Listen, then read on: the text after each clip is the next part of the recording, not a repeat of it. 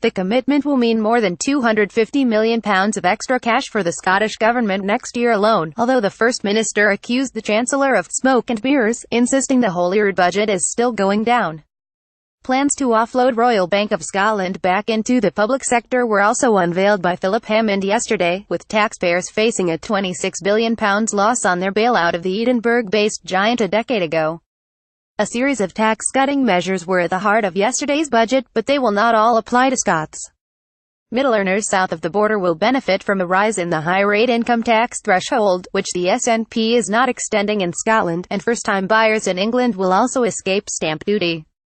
Scots will benefit from a rise in the personal allowance, which goes up from £11,500 to £11,850. The contentious £40 million VAT bill faced by Police Scotland was also abolished by Mr Hammond, while whisky duty was frozen and fresh support unveiled to support decommissioning in the oil and gas industry.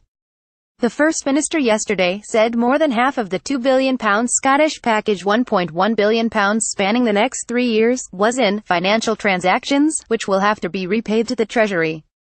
The rest, about £900 million, is also split between £201,819, £201,920 and £202,021. The extra money, which Ms Sturgeon will be free to spend next year, amounts to £183 million in revenue, cash and £69 million of capital spending. Tory leader Ruth Davidson said the First Minister should now abandon reckless plans to put up income tax next year. SNP ministers must look again at their reckless plans to raise income tax in Scotland, she said. As a result of the Chancellor's decisions today, they are getting £2 billion extra funding to help meet their own spending commitments. With income tax and stamp duty being cut south of the border, there is a growing tax gap between people in Scotland and elsewhere in the UK. The SNP can't keep hitting Scots in the pocket and need to hold off further tax rises in the Holyrood budget next month. The case for raiding the pay packets of ordinary Scottish families has collapsed. Ms Sturgeon has set out a range of proposals that ministers are considering for income tax hikes under Holyrood's new fiscal powers. They would generate £80, £290 million in extra cash, depending on the scenario that is favoured by Finance Secretary Derek Mackay when he sets out his Scottish budget next month. The First Minister described the financial transaction funding yesterday on Twitter as money that can be used for limited purposes only and has to be repaid. The funding has previously been used for the Help to Buy Scotland mortgage support scheme and the Scottish Investment Bank. The Scottish Government said its budget from Westminster was already facing a cut of about £420 million in £201,819, meaning the extra £183 million will take this reduction to about £239 million as set out by the First Minister. Ms Sturgeon added that not an extra penny had been provided by the Chancellor to lift the cap on public sector pay increases. She has already pledged the Scottish Government will end the 1% cap on wage rises that has been imposed on public workers.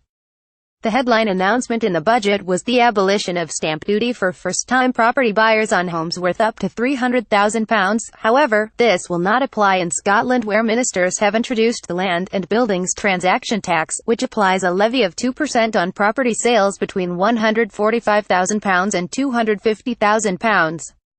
This rises to 5% from £250,000 and 10% from £325,000. Ms Davidson said it would make a massive difference if Mr Mackay followed the Chancellor's lead in next month's Holyrood budget. The threshold for paying the higher rate income tax of 40p has been frozen in Scotland at £43,000 while rising this year to £45,000 south of the border, an effective tax cut for English middle earners. Mr Hammond yesterday announced this will go up to £46,350 south of the border as part of a gradual shift towards £50,000. Ms Sturgeon has blocked this in Scotland, claiming it would be wrong to cut taxes for higher earners at a time of ongoing austerity. The contentious £40 million annual VAT charge on Police Scotland and the Scottish Fire and Rescue Service, which no other UK force faces, will end from April. This was imposed when the new forces were established 4 years ago because they were deemed to be national organisations by the tax authorities. Mr Hammond insisted SNP ministers had always been aware the new organisations would be subject to the charge. But the Chancellor said the 13 Scottish Conservative MPs elected in June had persuaded him that the Scottish people should not lose out because of the obstinacy of the SNP government. Mr Mackay said the move was well overdue. He added, the UK government must now pay back the £140 million of VAT they have already taken. The reality of today's budget is that Scotland continues to be hit by UK austerity. Mr Mackay, who will set out his own budget on December 14, said Mr Hammond's announcements for Scotland were disappointing. He contrasted it with the £1 billion given to the Democratic Unionist Party in Northern Ireland for supporting the Tory minority government. Scottish ministers also said that despite a commitment of over £300 million of resource funding for the NHS in England this year, Scotland will receive only £8 million in bar net consequentials in 201,819. The Chancellor revealed formal negotiations would start for a Borderlands growth deal to strengthen links between the north of England and south of Scotland. Scottish charities will also reap more than £3.3 million of Labour funding, while £2.2 million will help improve the Lady Higgs poppy factory in Edinburgh.